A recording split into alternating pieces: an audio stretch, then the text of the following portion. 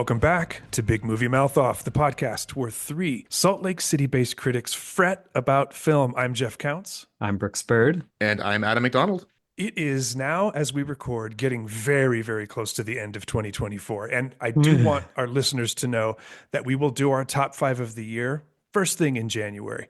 There's reasons. We want to get the voting for UFCA done and see what the group's nominations are to kind of match our top fives against that. But we will get to it right away in 2025. But before we do that, guys, how are you? Good. Much better now that I went to the doctor and got a bunch of medication for cough. Adam is now on 14 pills and 3 inhalers, but he's feeling great.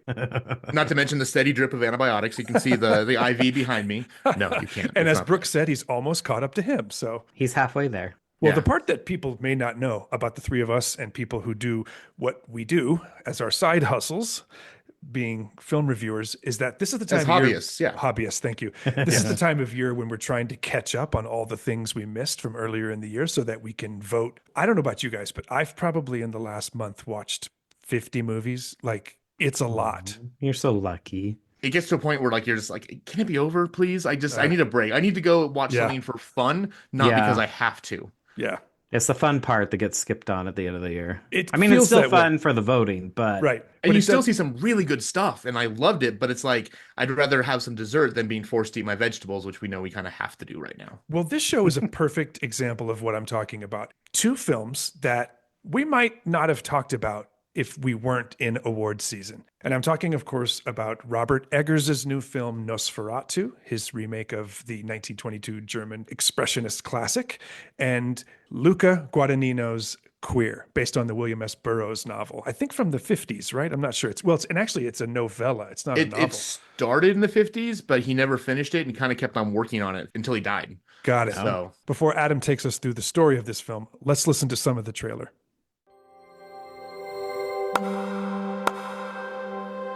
The difficulty is to convince someone else he is really part of you. Mm-hmm. You think he's queer? I've been spending time with him. I can't tell. Well, could always just ask. No. I want to talk to you without speaking.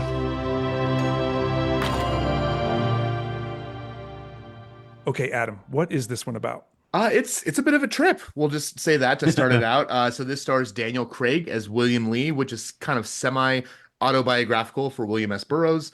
He's an expat living in Mexico City back in the 50s. He's a hedonist, he's an alcoholic, he shoots up heroin, and he loves to seduce and bed young men.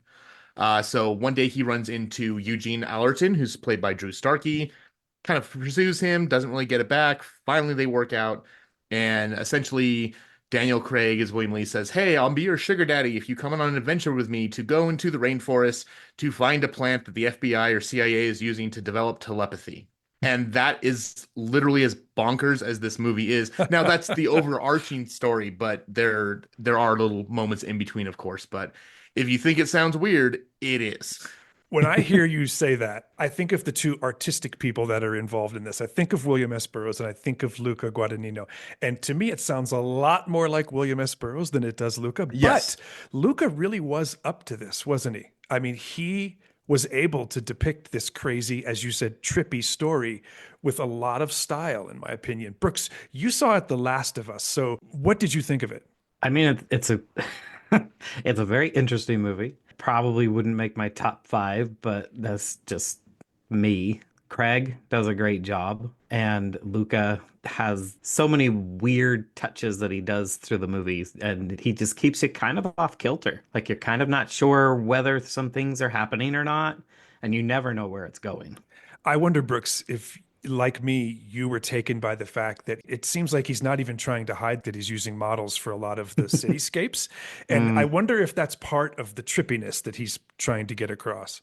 Probably especially as it gets further into the movie, when some hallucinations and things start to happen. I'm glad you mentioned Daniel Craig because, Brooks, you said it's not going to make your top five, but I think it might make my top five in several categories. Best actor, best director, best cinematography, best picture. The score is really good. There's just so much about this film that I loved. Adam, what did you think of it? Oh, I absolutely loved it. You know, it's funny when you walk into a movie and you're like, hey, I hope this is good. And you walk out and there's like this little feeling you get. It's like a tingle at the back of your neck.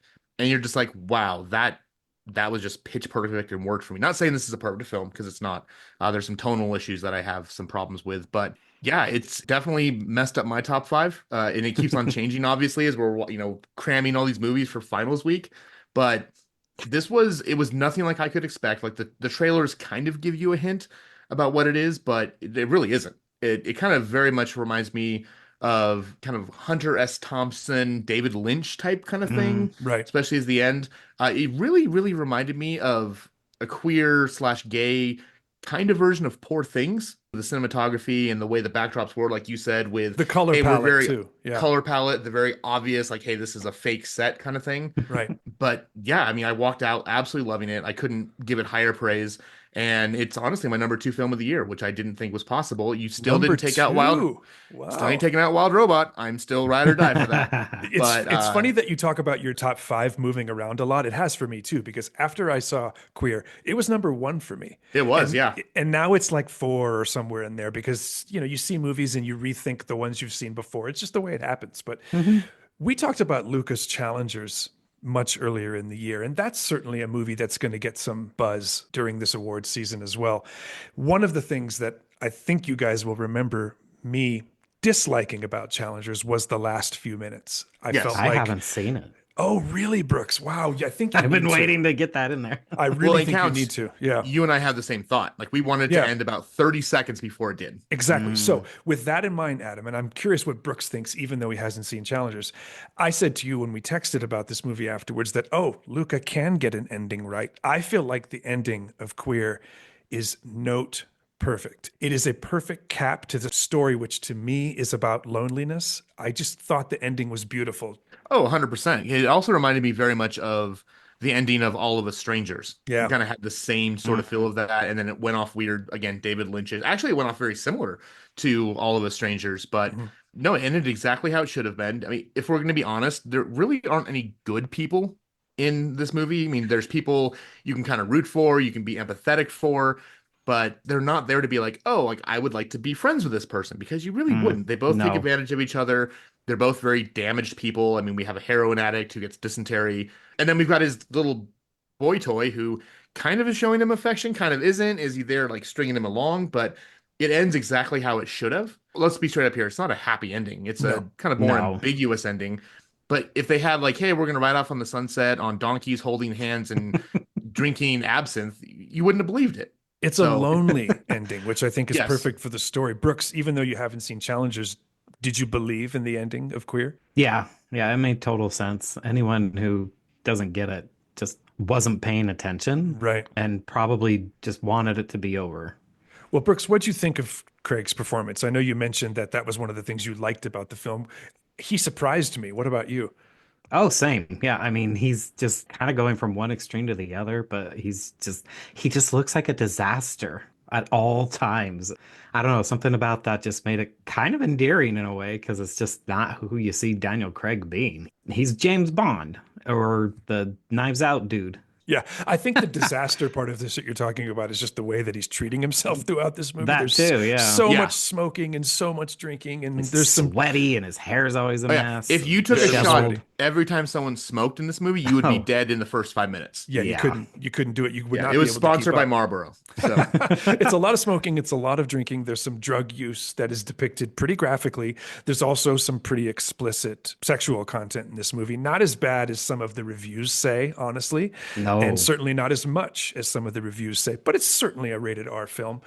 But I don't think there was anything gratuitous about this. I mean, we do have some full frontal, but at the same time, I'm very pro full frontal in the sense for males, in the sense that we've had it for women for decades now, and it was always taboo to show a penis. It's It doesn't brief. have to be. It's it's brief very and fleeting. Yeah. Oh, so brief fast. and fleeting. Yeah. It seems like there's always been this taboo against it. I'm kind of glad that we're getting away from it. Not that we need to have gratuitous penis, because we don't need that. I mean, there's the internet for that.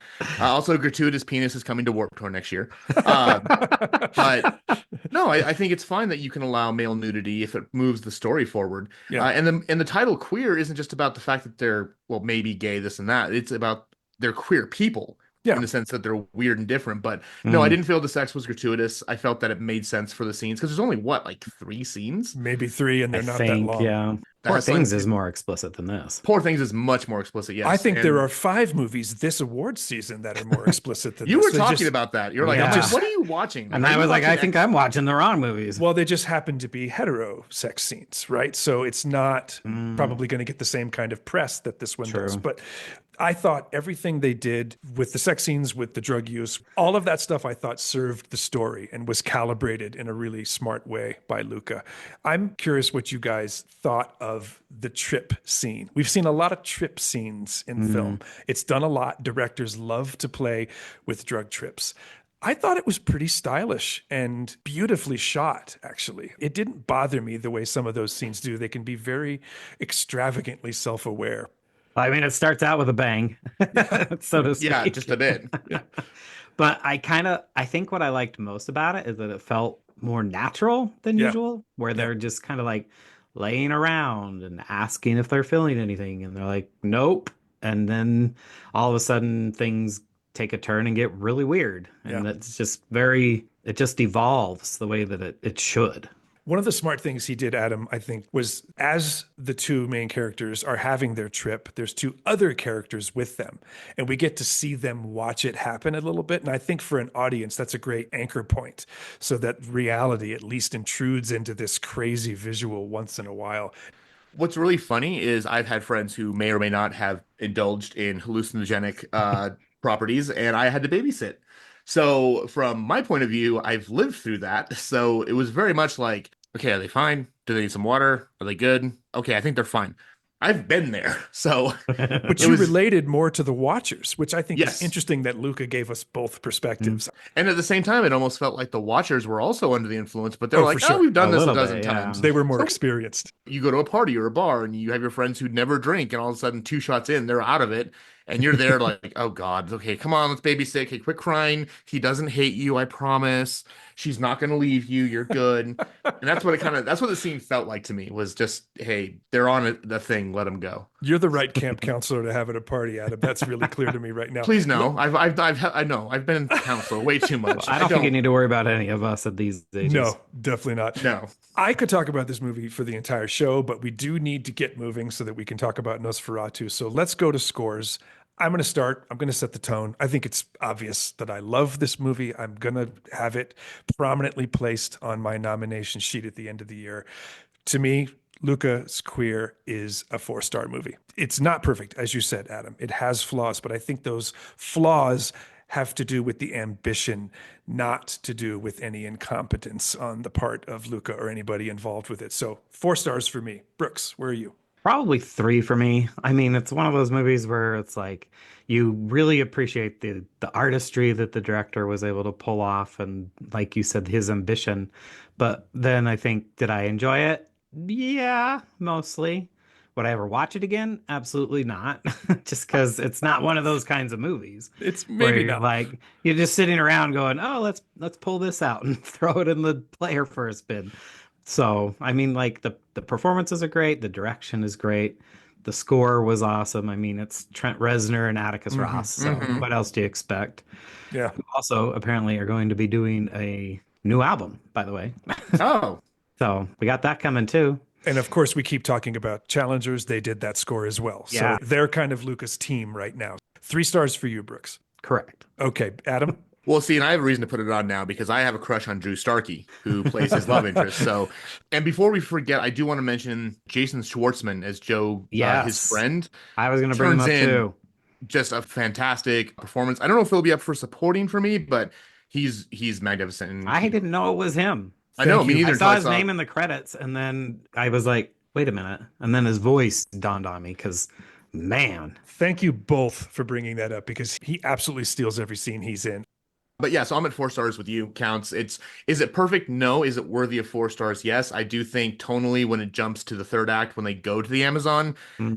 is kind of weird. But then I was thinking about it and I've read some William S. Burroughs, and honestly, it makes sense for how he writes and how he does things, where they don't have to make sense That was to make kind of why sense. I just was going with it. Yeah. I'm Yeah. like, okay, this is So, happening now. and I will say the scene where they go on the trip is so well done. It almost kind of does body horror stuff, which is interesting. Yeah, it The way does. they kind of meld together A and little mind bit, meld. yeah. Yeah. Yeah. So, it's fantastic. It's in my top five. I'm putting it up for a lot of stuff, and it is not one that I'll watch all the time. But I would not be surprised if this gets released as a Criterion first movie out, Yeah. and I will be first in line to buy it. It's So, really good. So 4 stars for you, Adam. yes. 4 stars for me, Brooks. 3. All right, let's move on now and talk about Nosferatu. This is Robert Eggers' remake of the classic German film. Before Brooks takes us through this story, here's the trailer. It is like a dream. It was our wedding. When we turned around,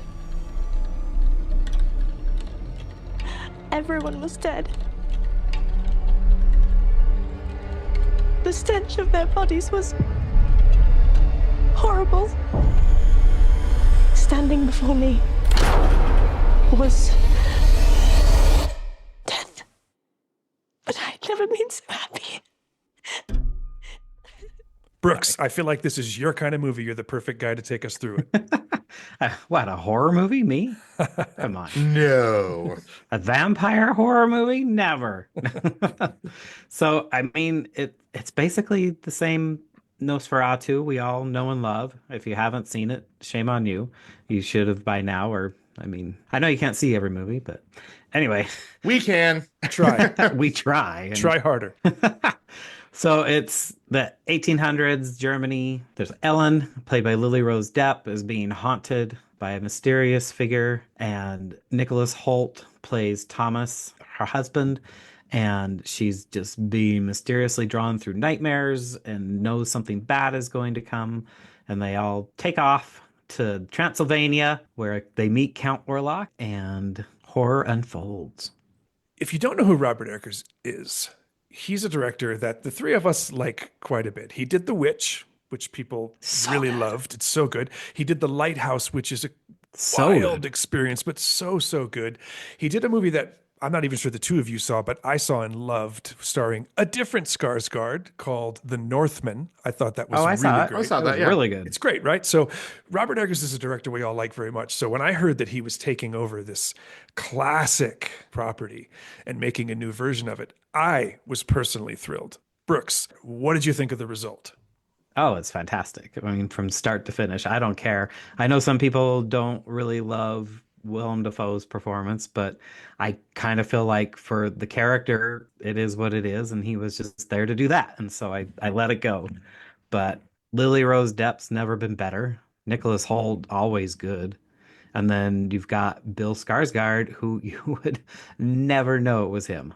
Nope. Honestly, Never. that guy disappears into characters like a chameleon. And you're right. If you didn't know it was him, you would have no idea. First of all, there's facial prosthetics, so that Well, sort of yeah. takes his face out of it. And he does have a distinctive face, but he took some training to get his voice in a very different place. There's no way you'd know it was him. The voice, I think, is one of the most chilling parts of his characterization of the Count.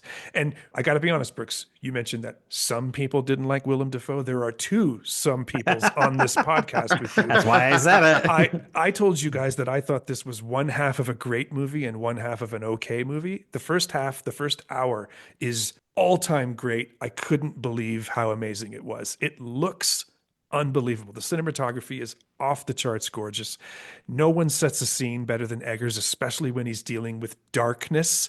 Not only darkness in terms of the light, but in terms of subject matter. He's perfect for that.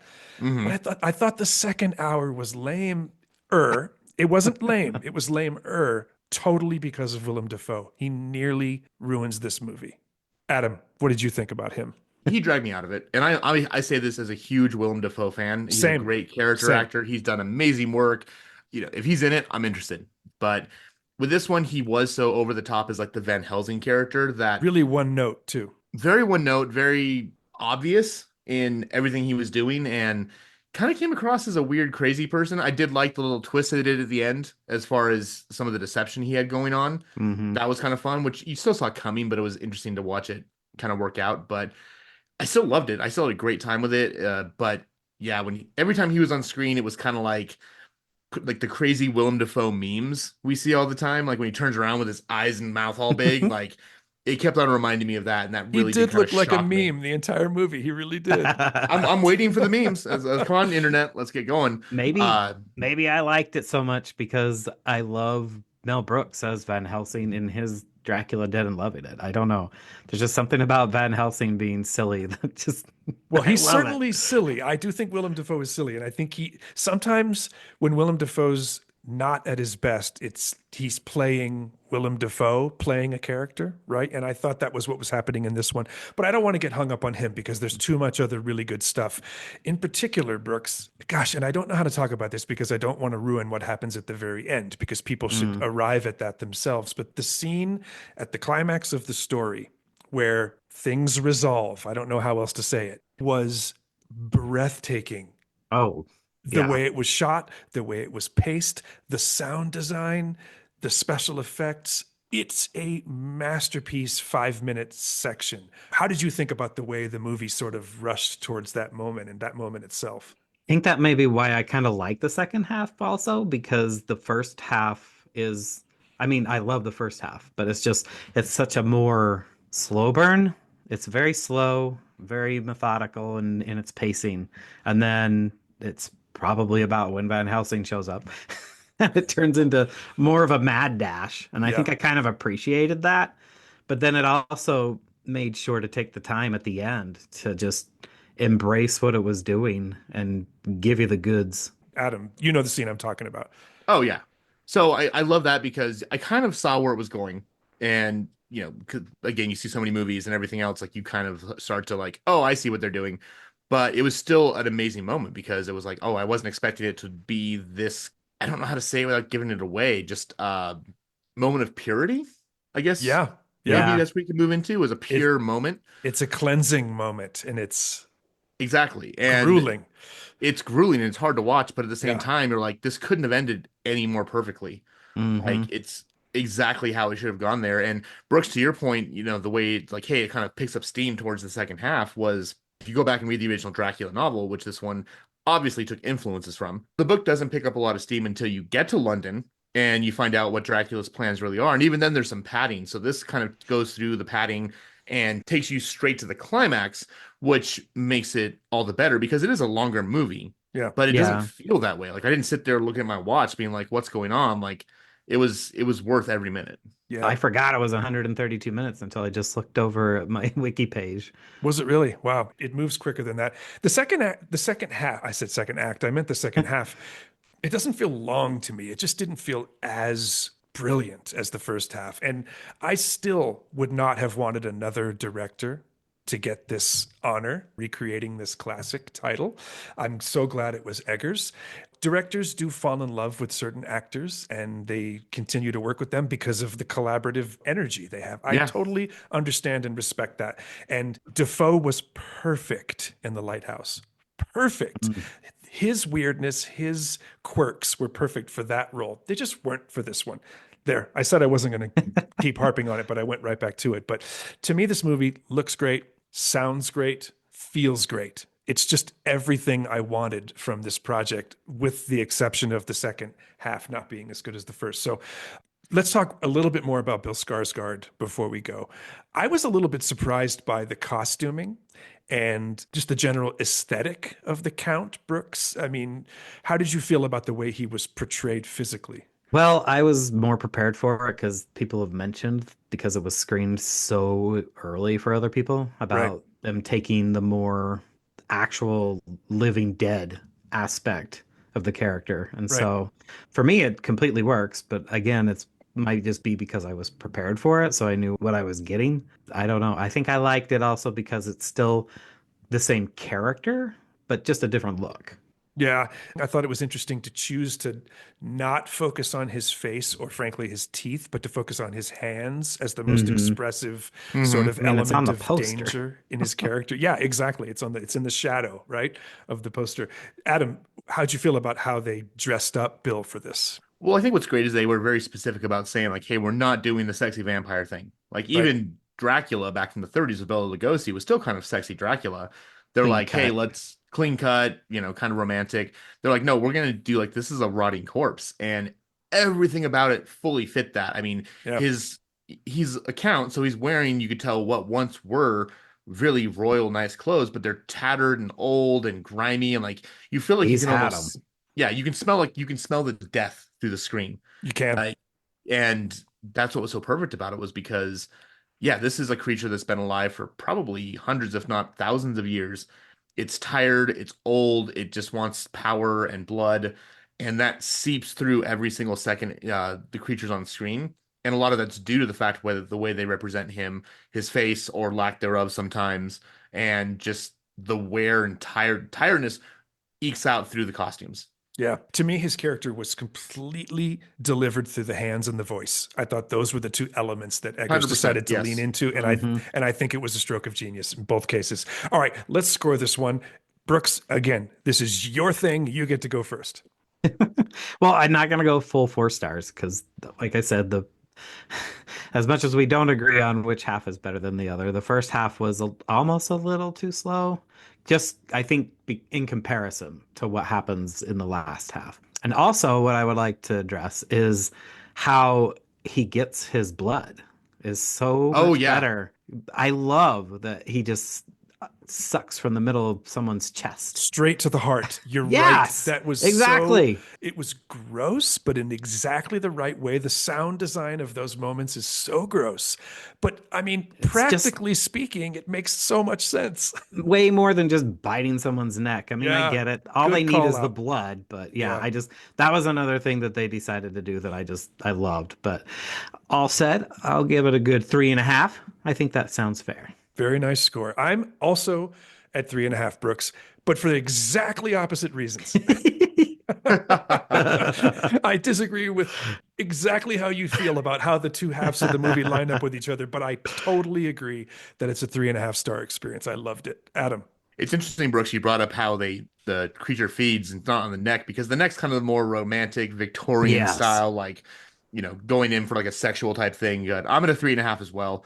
I think Willem Dafoe could have been reined back a bit, and that would have pushed it higher, maybe a little bit better paced in the first part. But it's a wonderful take on a classic, and I think down the road we're going to be studying this, learning from what Eggers did as far as how we're going to make classic horror going forward. I can't wait to see what Eggers does next. 3.5 stars for all three of us. We loved Nosferatu.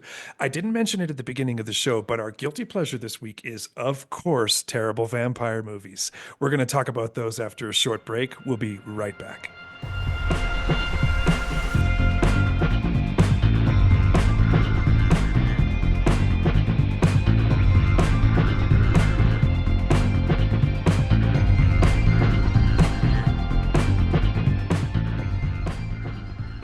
Welcome back to Big Movie Mouth Off. I'm Jeff Counts. I'm Brooks Bird. And I'm Adam McDonald. Guilty Pleasures, Bad Vampire Movie Edition. I'm going to go first. And you know what? I hate you, Brooks. I hate you so much whenever we do Guilty Pleasures because you ruined mine in the last segment when you mentioned it. Oh, Mine, really? Of course mine is 1995 Dracula Dead and Loving It. Oh. And this...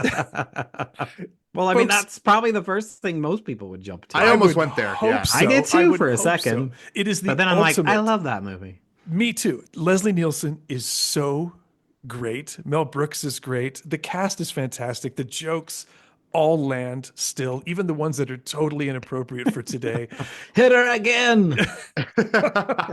This movie is so dumb and so great. It just made me happy when I was looking through the lists and this one popped up. Of course, the two that you see first are mine and one that I'm sure one of you is going to choose. So mine is Dracula, Dead and Loving It, Mel Brooks, 1995. Brooks, you're up. I mean, would it be an episode like this if I didn't bring up Tales from the Crypt? It would Absolutely not. So would not. mine is 1996's Bordello of Blood. Oh, good choice. It's pretty bad. I mean, Yes. you got Chris Sarandon playing a crazy evangelicist, and you've got Angie Everhart as your bloodsucker in crime, and Dennis Miller not being able to act as always. Dennis Miller, yikes. But it's Tales from the Crypt, so you don't expect quality, you want quantity. And oh man, is there so much gore in this movie. Tales from the Crypt, 1996. That is the most Brooks choice we could have ever gotten. All right, Adam, did we steal? You did not. And Nope. the reason why I could not say what year my movie was because the movie is Dracula 2000. Oh my goodness. Yes. So, epitome of an absolutely crap movie. Ugh. We've got Christopher Plummer slumming as Van Helsing, Gerard Butler before he learned to act as Count Dracula, Very young and Gerard Butler. Yeah. He very looks young. so Yeah. young in this movie. Yeah. Johnny Lee Miller when he was still halfway relevant because I think he was still married to Angelina Jolie back then. The one thing I loved about it was that it is a fun take on the vampire mythology. And for those who haven't seen it, basically the curse that was put on Judas for betraying Christ was becoming Dracula. Yeah. The whole So- take is that Judas lives forever as Dracula. Yeah, and So that's it's no why longer zombie Jesus, it's vampire Jesus. Right. Yes. And that's why the cross and the third and silver, all that fun stuff is against him. But it is a piece of crap, and I will fully admit that. And I love every second of it. I won't even say go see it. Just Didn't I tell you it was on Max? I think it's so. on And didn't you Max. say it's like all the Scream people were involved in it or something like A that? lot of people, yeah. Like the editor, Wes Craven produced it. The director was the editor, so Yeah. So it's horrible, but I love it same dearly. same score guy, Marco Beltrami. Yeah. I'm actually surprised that none of us chose Vampire in Brooklyn and that none of us chose Another Wes Craven. exactly, and that none of us chose Hugh Jackman's Van Helsing, which I think would be a very guilty Ugh. pleasure. That's not a good movie. But let's go through what we did choose, which I think is a pretty wide range and would be a pretty fun trio of films for someone to watch over a weekend. Mine was Mel Brooks' 1995 Dracula Dead and Loving It. Brooks? 1996's Tales from the Crypt Bordello of Blood. And Adam, And obviously 2000s Dracula 2000. starring Gerard Butler before 300. All Omar right. Epps is in it too. Yes, that's right. So many That's right. people. All right. We're a little long, guys, so I want to dive right into coming attractions. Let's do that. And Adam, what is your coming attraction? What are you excited about? So we just had the video game awards, and the final trailer they showed off, Naughty Dog, who we know from doing The Last of Us and Uncharted, showed off their first new IP in probably over 15, 20 years. And that is called Intergalactic: The Heretic Prophet. And it stars, I can't remember her name, but she was in the Chilling Adventures of Sabrina. And all we can tell is that it's in the future. She's in a spaceship that's a Porsche. So apparently it is our timeline. And she's talking to someone. She's a bounty hunter. And she's told, hey, you shouldn't go there because everyone dies. And she says, screw it, I'm going there. Gets the job and takes off. And that's all we know. I So- saw this trailer drop, Adam, and I thought of you because I know how much you and I love action adventure games, and I know that this game is going to be great. Naughty Dog certainly has a track record that proves we can trust them.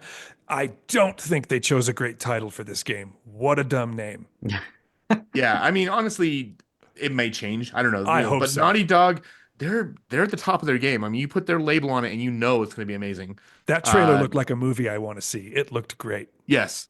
So we don't know when it's coming out. It probably won't be till 2026, if that. But if you haven't seen it, go look it up on YouTube. That's Intergalactic: The Heretic Prophet. Brooks, what are you looking forward to? Well, mine is Novocaine with Jack Quaid. It's just Jack Quaid from the boys and Scream. Depends on who you ask, but it's the fifth movie. Well, talk about what this is about because it's not the first time a story like this has been done. No. Well, he can't feel any pain. And so one day his girlfriend or whoever gets caught up in a bank heist and they take her hostage and he has to try and rescue her using these pseudo superpowers, which actually is really funny because the trailer is very red band. And I have it up on my screen, the IMDb page, and the trailer just played automatically. And when I got to the end of the video, now it says it's not intended for all audiences and to enter your birth date to view it, even though it just played the whole thing. Well, That is amazing. IMDb may want to check on that. That was just a hilarious thing that I was like, I need to point this out. And if you don't already know why I mentioned this has been done before, because of course that's the sort of setup for Kick-Ass, Aaron Taylor Johnson's superhero movie from several years ago. He also had no pain receptors. Oh, yeah. Right. And was able to become a pseudo superhero, as Brooks just said. So my thing that I'm looking forward to relates to a teaser trailer that was literally just dropped today. And of course, I'm talking about the James Gunn Superman movie, the true launch of James Gunn's DC, whatever they're calling it, universe, whatever. I thought the trailer looked great. And one of the things I loved about it is you know immediately what kind of movie you're going to get. Crypto, Superman's trusty dog, is in the first 30 seconds of this So trailer. excited. And at least 10 other interesting DC characters are in this story. It's not going to be just Superman against Lex Luthor or something that binary. It's going to be a kaleidoscopic DC experience, the perfect kind of thing for James Gunn. I'm thrilled about where this is going. I loved Henry Cavill. I'd be happy to see 10 more Superman movies with him. But if I'm not going to get that, I want to see what James Gunn has to say. So I'm super excited about that. I think it's coming out in the summer, right? Does that sound right? July. I believe it's July, yeah. Yeah. All right. So mine is James Gunn Superman. Brooks, Novocaine. Adam. Intergalactic, The Heretic Prophet. That's going to do it for episode 26 of Big Movie Mouth Off. That's also going to do it for 2024. It's been a great year, guys. Thank you so much. I can't wait till 2025. Woot, woot. The first thing you'll hear from us is our top 5. You probably got some previews of it in this episode, but we'll see. You're going to have to wait a couple weeks. Until then, I'm Jeff Counts. I'm Brooks Bird. And I'm Adam McDonald. Thank you so much for being with us this year.